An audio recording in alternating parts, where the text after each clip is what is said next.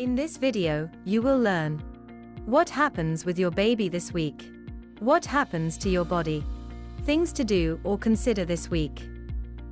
Feel free to leave a comment if you have questions. When you are 12 weeks pregnant, your little one's ears will be in the right place, the nails also start to grow, and the eyes grow closer together. If your baby used to look a bit like a tadpole, it is now unmistakably a tiny person. At 5.4 centimeters and 14 grams, your baby is as big as a plum, around the weight of a lollipop, and has started to create its own hormones. The amount of HCG hormones reaches its peak in week 11. When you are 12 weeks pregnant, your body gets used to a new balance. As a result, there is a good chance that you will suffer less from dizziness and nausea, which is of course very pleasant. Even if you are 12 weeks pregnant, you can suffer from abdominal pain. This pain is usually caused by the growth of your uterus. Although it is of course good that it grows, the pain can be very irritating. Unfortunately, there is little that can be done. Swallow a paracetamol if it bothers you a lot.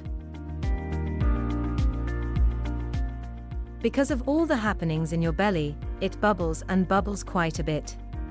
This creates movement, and therefore you might suddenly think that you feel your baby moving.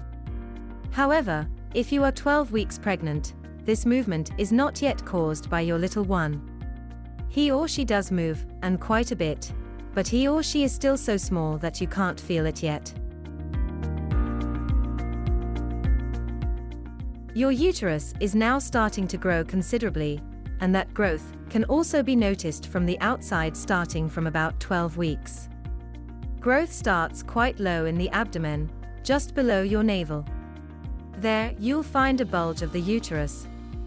From now on, your belly will become more and more visible.